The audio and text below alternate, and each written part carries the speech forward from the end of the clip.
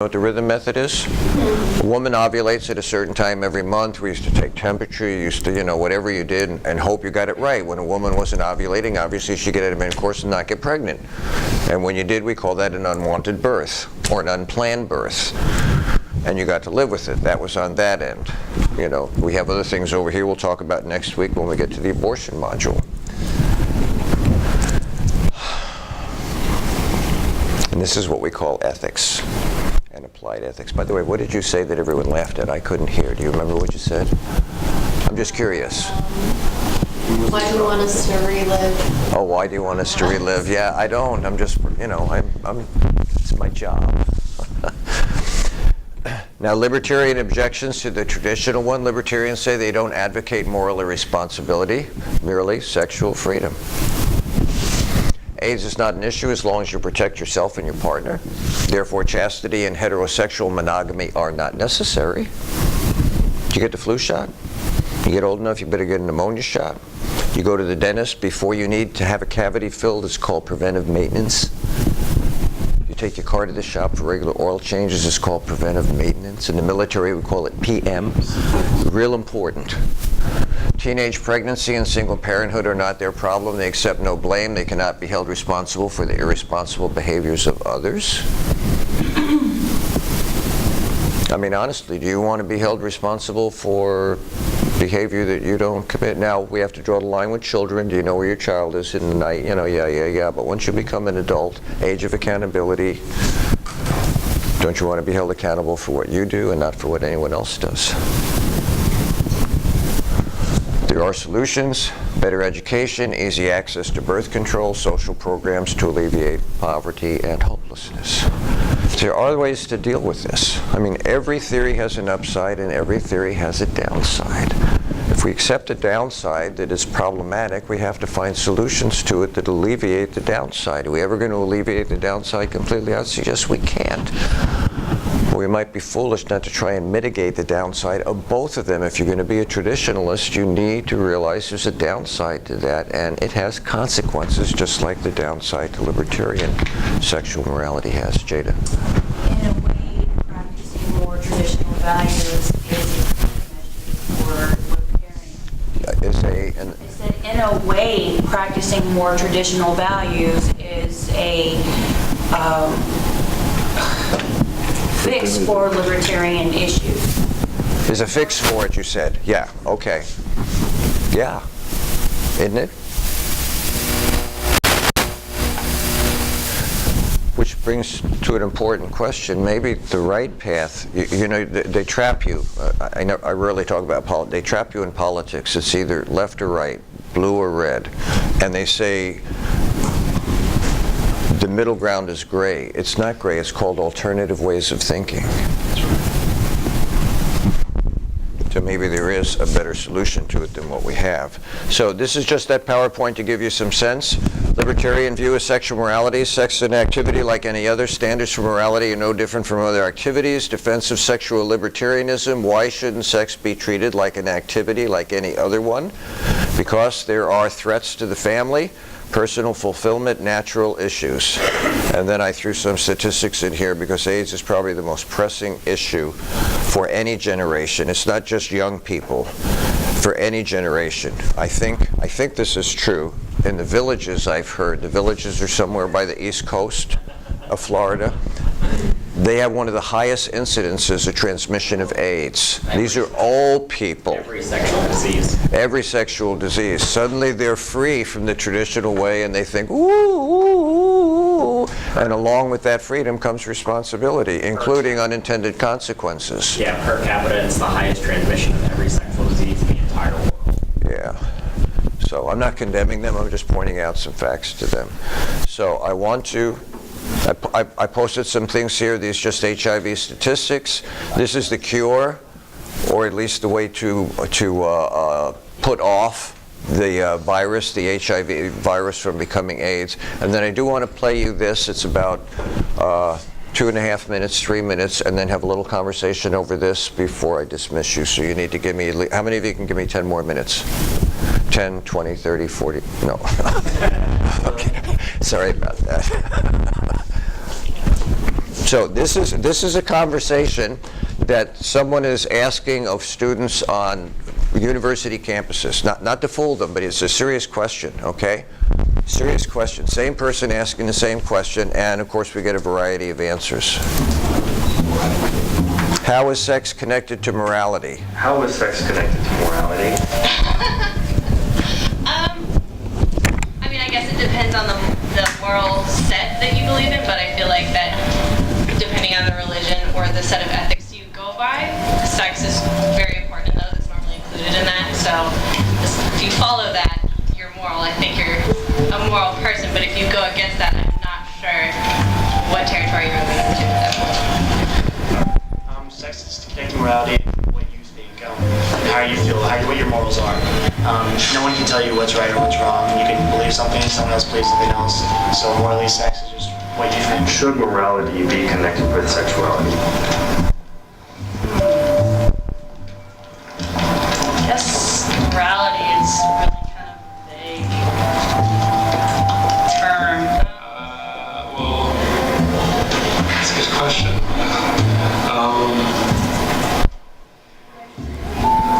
I think that sex is supposed to be something confined to marriage, and once it's taken out of that, it's just whatever people say it is. And if your morality is based upon what you think morality should be, then I guess it's based on personal morality. But Now, should morality be connected with sexuality? Yes, I think so. Okay, why? I think morality should be connected with every decision that we make, and decisions related to sexuality are decisions and stuff. I guess it should be. I think that it's been connected so long that way that it's sort of really Why hard do you think, what? Oh, now I'm really hard to- improvising. Why do you think it was connected for so long? because of religion. Religion, especially like Western culture that I'm familiar with, it's just been inseparable. Questions. How is sex connected to morality? And that's different for different people, different beliefs, how everybody projects sexuality. You know, in one person's eyes, sex can have no boundaries. In another religious or group or culture, sex has a meaning to it. So it's hard to really pinpoint or put your hands on that question because everybody views sex differently. Should morality be connected with sexuality? I don't think so because I don't see a difference I don't see how there needs to be a difference in morality based on your sexual orientation. I don't know. Sorry, I'm not sure. Yeah, I'm not trying to answer that. It's very hard. It takes a long.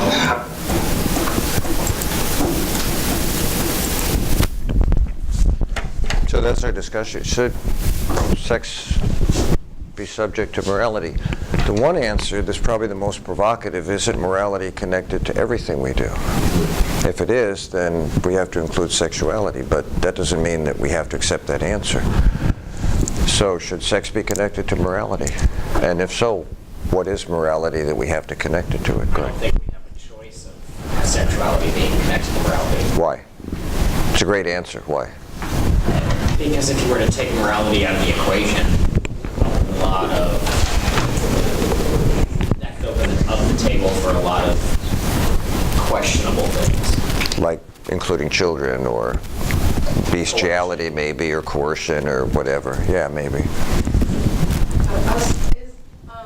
Is like the question about like sex like the physical aspect? Okay, I have a question. So every time, like if sex is for pleasure and procreation, I have like a lot of friends that every time they do have intercourse, they cry after. And it's why. Oh, I don't know either. Sometimes, happy days are here again, you just crank. Yeah, I don't know. And you notice how those two can be separated. You notice how those two can be separated, intercourse and pleasure. The animal world, it can be separated. So does morality, do we need to glue it to sexuality or not? We do to happiness, 10,000 Romans delirious and 3 Christians being eaten by lions, you know. Greatest happiness for the greatest number. Jada? I think they've always been connected, because through sexual acts is how we develop the morality of how certain religions or certain behaviors or certain cultures act through the act of being sexual. Is morality then a restraint or freedom? Both. Some cultures it's used as a restrictive agent. Theoretically, in a libertarian society, it's used as a liberating agent.